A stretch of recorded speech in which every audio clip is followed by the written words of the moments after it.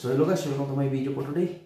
So shoutout sa ating lahat, sa mga kapwa ko Pilipino, kapwa ko OFW, at mga nasa ibang bansa, at mga kapwa ko DDS supporters na sulit pa rin na sumusuporta sa ating Pangulong Rodrigo Roa Duterte. Ako talaga, sulit Duterte supporters talaga ako kasi inabangan ko talaga yun. Kasi sa akin, so i-share ko lang ha, bago ko, kasi gumawa ako ng search nito, kung bakit naging success yung war on drugs ni Pangulong Rodrigo Roa Duterte. So ito, pwede na tayong gumawa ng pansarili nating kaalaman about sa war on drugs. Pwede nating alamin o research sa Google, mga ganyan. Gaya sa akin, ginamit ko Bing May Kusog. Pero bago ko i-discuss kung ano yung research kung bakit ko nasabi na success yung war on drugs, so sabihin ko muna about sa aking experience at kung bakit ko ginawa to ng video. Kasi matagal na hindi gumagawa ng video ni President Duterte. So kanina kasi, doon sa Congress, ilang beses kasi ako nanonood kagaya nung sa Senate hearing, hindi ko ginawa, pero ngayon naisipan ko lang kasi may nabiliban kasi ako sa sagot ni President Duterte sa isang congressman at tinanong siya kung success ba talaga yung war on drugs nung panahon niya. Ang sabi ni Pangulong Duterte, success. Magaganda yun eh. Pero para sa akin, naging success naman talaga kasi nung nasa Maynila pa ako, nung nasa Pilipinas pa ako, year 2016, security guard ako doon sa squadron na pinagtatrabahuan ko, ang daming adik dun sa dinadaanan ko.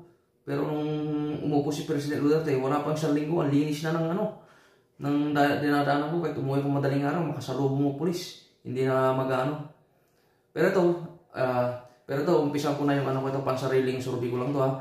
Pero kung hindi nyo man ito nagustuhan, ito, pansarili ko lang kasi ito na comment. So alam ko naman dito, maaaring merong followers ako or makakapanood nito na hindi maka-DDS. Pero sa akin kasi DDS din ako. So, sa atin, malayo naman tayong mamili kung sino ang gusto nating suportahan. So, ito sabihin ko na kung i-discuss ko na. So, ito. Bakit success ang war on drugs ni Pangulong Rodrigo Roa Duterte nung panahon niya? Ayon kay dating Pangulong Rodrigo Duterte, ang kanyang war on drugs ay tinuturing na matagumpay dahil sa ilang mga batayan. So, may 4 ako na nakita dito. So, ito yan Una, number 1, pagbawas ng paglaganap ng droga. Isa sa mga pangunahing dahilan ay ang nabawasan ng paglaganap ng droga sa bansa. Ayon kay Duterte, hindi man tuluyang nawala ang droga, ngunit malaki ang ibinaba ng bilang ng mga gumagamit at nagbebenta. Tama naman talaga to eh. Nangyari naman talaga to nung panahon niya. At nakita ko naman talaga yan kasi kagaya sa amin yung dinadaanan ko nga, sabi ko sa inyo, dami. Pagbaba ng krimen. Ang kampanya laban sa droga ay nagresulta sa pagbaba ng crime volume ng 64% ayon sa datos ng Philippine National Police. So tama din naman. Tama din naman talaga ito. Kasi madami talaga nagtinong adik nun. So ito number 3. Protection sa mga bata at pamilya. Para kay Duterte, ang kampanya ay nakatulong sa pagprotekta sa mga bata at pamilya mula sa epekto ng droga. So tama naman talaga dito. Tama rin din naman. Pagprotekta din naman talaga kasi yung drugs talaga, illegal drugs talaga yan. Ang hirap talagang yan kasi lalo yan kung matuyuan ka ng utak. Mahirap din talaga to.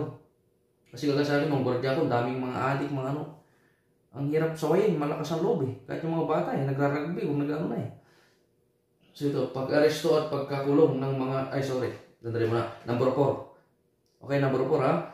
Pag-aresto at pagkakulong ng mga drug personalities. Maraming mga kilalang drug personalities ang naaresto at nakulong na nagresulta sa pagbawas ng operasyon ng mga sindikato ng droga. So ito tama talaga eh. Yung mga sindikato natakot talaga. Bawas talaga naman talaga sila ng panahon ni Pangulong Rodrigo Roa Duterte. So, pero ito, may paalala nito eh. Gayon pa man, mahalaga tandaan na ang kampanya ay natanggap din ng maraming kritisismo dahil sa mga aligasyon ng extrajudicial killings at paglabag sa karapatang pantao. Ano ang iyong opinion tungkol dito? So yan, ito pansarili natin itong kaalaman na sinishare ko lang din naman. Pero para sa mga hindi DDA supporters, talagang ito, pwede naman sabi ko, may kalayaan naman tayong mamili kung sino yung gusto nating suportahan. Pero ako talaga, Duterte diehards talaga ako at hindi na mababago rin yun. So, paano ba yan guys? Hanggang dyan lang yung video for today guys. Maraming salamat guys.